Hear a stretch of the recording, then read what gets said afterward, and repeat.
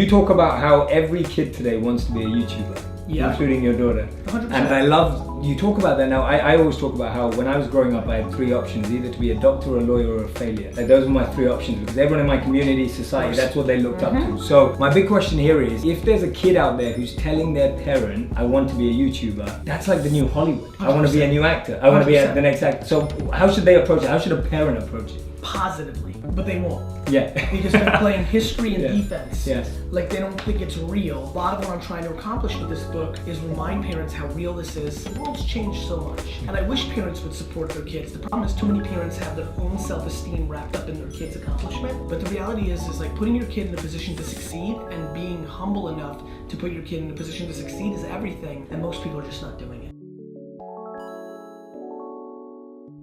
Like if you're not doing, you're not in the game. You can't read about doing push-ups. I like using that analogy. It makes sense, right? Absolutely. Like that's the one that makes sense to people. You play basketball to get better at basketball. Entrepreneurship's the same. It's great in theory.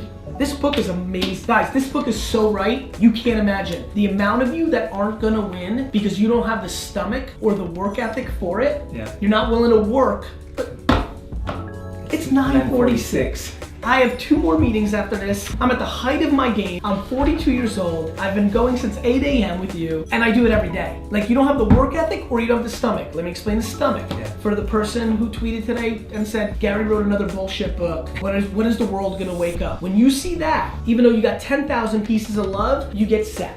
You let somebody else's opinion, you let your mother's opinion about not being a doctor or lawyer, you let your older brother's opinion of like you're not doing it the right way, you're not making mom and dad proud, you let some guy's account whose name is Pants44 who leaves on your Instagram, you're ugly, you let that dictate your life so you don't have the stomach or the work ethic, even though this is all right.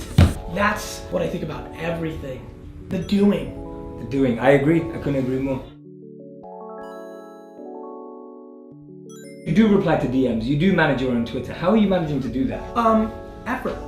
You know, effort. Like, I mean, I don't know, I'm just taking time out of something else and I'm replying. The fact that we have hundreds of people right now watching this is ludicrous. Absolutely. Like, what are we talking about here? Do you know how remarkable this is? Like 10 years old, this is insane. Yeah. And we take it for granted. You know, for 600 people in the, you know, this is now, what time are we? 9:30 at night. We're now in the evening time. This is when people allocate to the evening news, to ESPN, to their show, to Netflix. The fact that we're so lucky to have people give a crap enough to watch us, I can't take that for granted. And my world has come completely flipped upside down. I think there's a level of, do you forget where you come from? That some people do and some people don't. My parenting and my DNA and my upbringing and my circumstance doesn't allow me to think that's cool. That makes me think like I'm a loser. And forgetting to thank somebody or liking a post or DMing somebody back or taking the moment to FaceTime somebody or sending back. I mean, sending back, I love this. I'm flying, I send back a snap.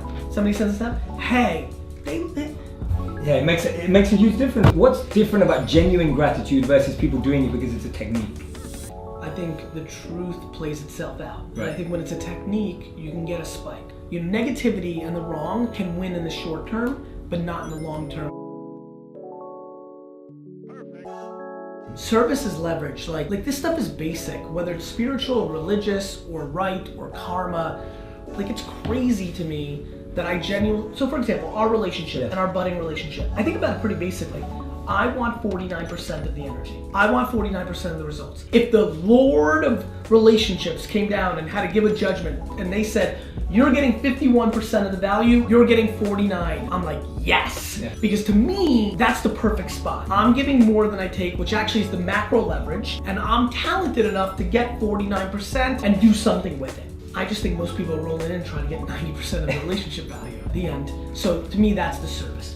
Again, and I need you to hear this, and I think this will make so much sense to you. I can't take for granted one person's attention. Yeah. I think attention is the asset now. And so when I look in here and I'm like Austin Linney saying, starting a podcast tonight, that blows my face off. I step back and go, am I really living a life that I can motivate somebody to do something like that? And then God forbid, Austin in 4 years is making enough money to get a second vacation, to quit his job that he doesn't like, to pay off his student loans. Like, this is leaving a legacy, and I'm into it. I think it's a very special time. I love it, man.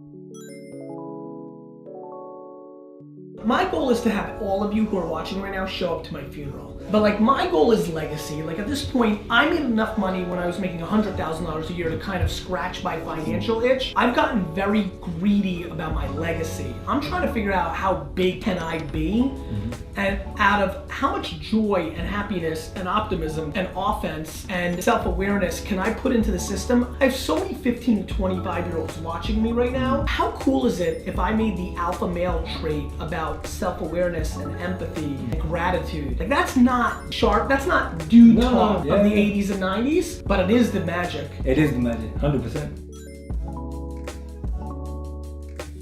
By the way, Troy Hamilton, there are no shortcuts in business. Definitely not in greatness. Of course I agree, brother. Nobody you know has ever made it without putting in an obnoxious amount of work. Everybody sees the finished products. You guys weren't around. Now everyone's like, Gary Vee is hot. From 1998 to 2007, I worked at a liquor store for 15 hours a day and had no social life. You didn't see that. There was no documenting that.